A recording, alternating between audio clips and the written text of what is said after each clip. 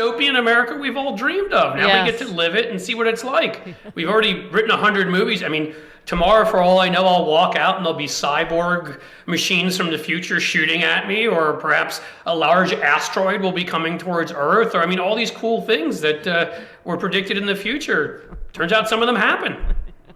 Oh, that's fantastic. It's Handmaid's Tale meets Armageddon. Yeah. Something. Okay. Something like that. Let's do it.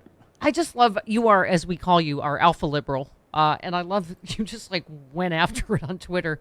You said, hang on a second. You said, hold please, wait. These are the better ones, but this is where you went. Let's not pretend Republicans could give two about abortion as life. Or you can ask GOP Representative Scott, I don't know how you say his last name, DeJarlis, of Tennessee, who's so pro-life he pushed both his wife and mistress, a patient of his, to get abortions. You could also ask former pro-life GOP Congressman Tim Murphy, who also pressured his mistress to get an abortion, so devoted to his belief in life. You can also want to talk to Deputy Republican National Committee Finance Chairman Elliot Broidy, as he was also very lifey, except when it came to pressuring the mistress to get an abortion. Wow, you just said we even found out about Oregon's 6th district. He's so very anti-abortion, the GOP congressional candidate there, except when it's his ex-girlfriend for whom he gave $300 and a ride to the clinic to. And you wouldn't want to forget right-wing moral scold Mark Robinson, Lieutenant Governor of North Carolina, who in the past paid for his wife to have an abortion, though he thinks you shouldn't have the same rights. Wait, you weren't done, Cliff. And, of course, we learned recently about big brain Lauren Boebert, who, according to Newsweek, had 2 abortions. She celebrated the overturning of Roe today because Boebert doesn't have to follow any silly rules. Those are just for you. Okay, so you did a little bit of research. Actually, honestly, it's you can quickly Google it. Yes. Okay. Yeah. Oh, that was just a quick Google search.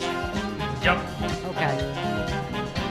I mean, I gotta say, that's what we were saying. Fight by any means necessary now, and absolutely, every Republican that's ever paid for an abortion ought to be outed immediately. Yep. I hope more women start coming forward. I mean, I don't. Again, and it got to be confirmed. I don't know, but I saw something on Twitter this morning. A high school girlfriend of Ivanka's said she got an abortion in high school. Yeah, I saw that one too. I mean, again, I'll try to confirm everything I can. When Newsweek reported it, that's when I wrote about Boebert. Do I know? In the end, I'm not going to be like them. I'm not going to make stuff up. But they are hypocrites. I'm so exhausted. I've said this so many times on this show before and other places, by Democrats who say, well, we must be better than them. And you can better them all the way to authoritarianism if you want. Or you can win the support of voters by showing how they're trying to take away rights from voters, that whenever they feel like it, because they're better than us apparently, they can avail themselves of those rights. They're going to keep paying for their mistresses' abortions. They're going to keep getting abortions. They don't care, because for them, they know this doesn't take away any rights. It's just everybody else. And they don't have as far as I'm concerned, they just took away our right to privacy. They have no right to privacy. Yeah. Anything I find out about them, I'm putting out there. Yep. You said anyone not seeing the connection between white life. We just played that, the Republican candidate who thanked Donald Trump for preserving white life. I guess, did she claim it's a misspeak, or I don't know. Anyway, you said, and Barrett and Alito's domestic supply of infants is missing the plot. It's white male rule at all costs, whether it's increasing gun violence in black neighborhoods, spiking white births, or cheating so white votes count more. You can call it GOP endgame. Electing Obama, then Hillary right after, which they thwarted with the help of Daddy Putin and the whole force field, the Electoral College, freaked them the F out. This on top of changing demos they see all around. They're not misspeaking, they're speaking. And believe them, right? Yeah, well, I mean, they're freaked out. They're looking at the fact that we're going to start electing people that don't look like them, love like them, talk like them, vote like them, and they're used to having control over everything. Hence, if voter suppression isn't enough, they're going to go to other means. And I really do. I'm sorry. People can call me a conspiracist.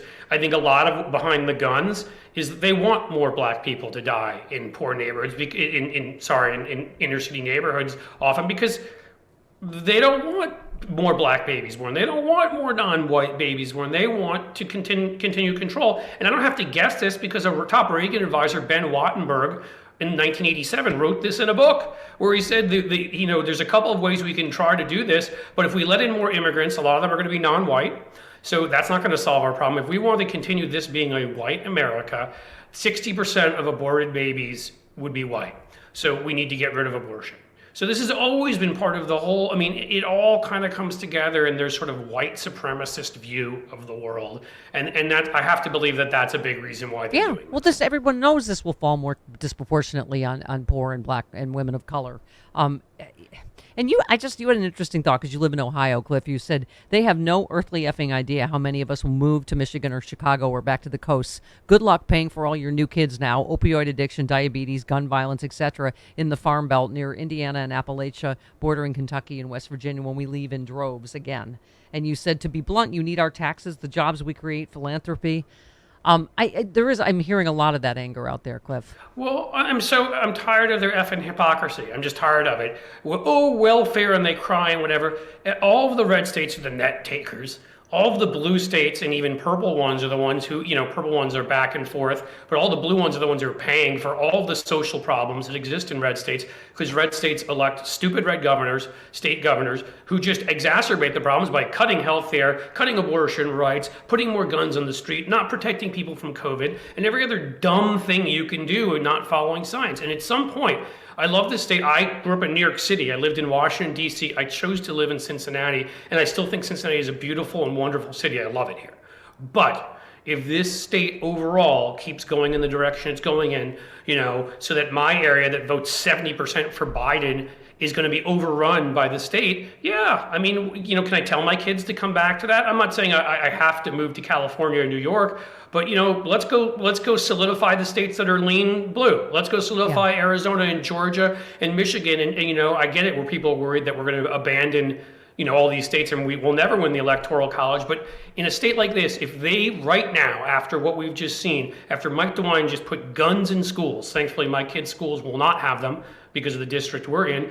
But if they do that here, and on top of that, they add some ridiculous 6-week heartbeat bill. It is not a heartbeat. It's not a heartbeat. Guess who said that a long time ago? Dr. Oz. Any doctor. It's not a heartbeat. It's not a heart. No. It's not a formed organ. Of course. Yeah. And if they do that here, and I mean, they're already having trouble retaining people in this state, even though there's a lot of job opportunities in Cleveland, Columbus, Cincinnati. But then if Michigan, which seems to be heading back to sanity, they just got rid of their gerrymandering, they have a Democratic governor, why wouldn't you go to Detroit or Ann Arbor or somewhere instead? Why wouldn't you go to Minneapolis if you think you've got a chance? I mean, why wouldn't you go to these kinds of places? I'll just say quickly, I know I've been blathering on, That's okay. But Mike DeWine and J.D. Vance and these people are killing this state. The economic output comes from people like us. I'm sorry if that offends poor rural white people. Too effing bad, because that's the truth. By the way, we had you on to blather on. But secondly, you mentioned California, and I just thought you personally, Cliff, if you wanted to move somewhere where they're, Super Bowl champions instead of Super Bowl losers, you might want to consider L.A. Damn you, Miller. I will never stop trash talking you and your Bengals. Until your guy, what's his name? Oh my God, your receiver comes in. Oh, don't start with that stupid ref call, because all right. Oh yeah, when that happens, we're gonna beat your butts. Sorry, I won't say the bad word. Yeah. Bengals come to the Rams' house and rip it up. I'll move out there for the sun. Hey, you're from upstate New York. We beat the crap out of Buffalo. I'm just going to say that. Oh, listen. I'm an LA girl now. You can't try that with me. I'm trying anything I can. You know me. I'll argue about anything. Even in the midst of Armageddon, we're just going to go down together. We'll still be fighting about Rams. We have to. Yeah, but we have to. During Armageddon, if you can't have a slap fight and enjoy yourself, what else is there? Then you're Rudy Giuliani. Yeah. Oh, man. Oh my God. A tap on the back and he's crying. I mean, there's such victims. He did go this tap his back, but you again don't play into there. He tapped his back less hard than that 15-year-old did in the Borat video. Let's put it that way. A tap on the back and hey scumbag is the official greeting of Staten Island, isn't it? I agree with the president. Here he is. The president. Yesterday. Everyone, no matter how deeply they care about this decision, to keep all protests peaceful. Peaceful, peaceful, peaceful. No intimidation. Violence is never acceptable. Threats and intimidation are not speech. We must stand against violence in any form, regardless of your rationale. Don't get me wrong. Rudy Giuliani belongs under the prison for so many treasonous acts, but do not touch or tap. And I want to be clear. I'm laughing at him because it wasn't much, and he whined about it because they whined about everything. But obviously, I completely abhor and don't endorse violence and don't endorse intimidation. I do think offering your free speech rights the way they've done outside of abortion clinics, when I was in the board of Planned Parenthood and they screamed at women going in, I'm not saying I would do that to them even, but I'm sorry, when they whine and cry because there's people across the street, peacefully, by the way, marching from where Kavanaugh lives, they'll get no sympathy from me. They created this atmosphere. Don't intimidate them. Don't threaten them. Don't do anything like that. But you know what? If you're on a public sidewalk and you're in a public place and they're walking to Congress or they're walking out of their house, I don't care. They created this atmosphere, and there's no reason you shouldn't protest them peacefully. Yeah. By the way, I just had to your slap back at John Cornyn. So what was he? Explain this to people. He was responding to President Obama's reaction to Roe v. Wade falling, and he's like, now du Plessis and Brown versus Board. And you just said, now follow your logic here, you rickety old pasty buffoon, and do Loving versus Virginia. Go ask your buds Clarence Thomas and Mitch McConnell how they'd feel about that. I mean, go ahead. Well, I'm sorry, I mean to cut you off. I mean, funny he did that Clarence Thomas didn't mention that one, right? When he mentioned Obergefell and the other ones. Funny he didn't, the fact that he got married in Nebraska, a place that had maybe 15 years earlier would not have allowed him to marry his crazy cult member, seditionist wife. So, it's amazing these guys, Mitch McConnell, who's married to Elaine Chao. These are the kinds of marriages that were not allowed, by the way, back then. And but again, it's like the abortion thing. It's okay for them. They'll tell you that you can't get married to somebody of a different race. They'll tell you who you can love and how you can love them. And I mean, the most extreme one to me, again, that we should be running on in messaging. I mean, Lawrence versus Texas.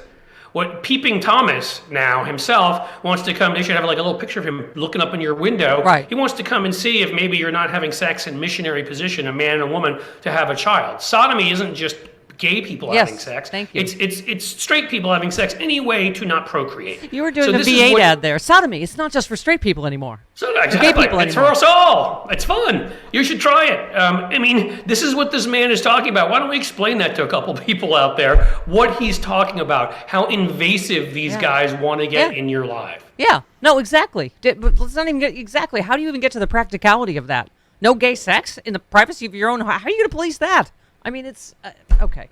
The same way they'll try to police if you're leaving the state for abortion. The only way they can do that, by the way, is if they're spying on your social media, if they're going to your friends and people and pressuring them to share information on you. In other words, what we like to call a police state. Yeah. This is the only way they can do it. Yep.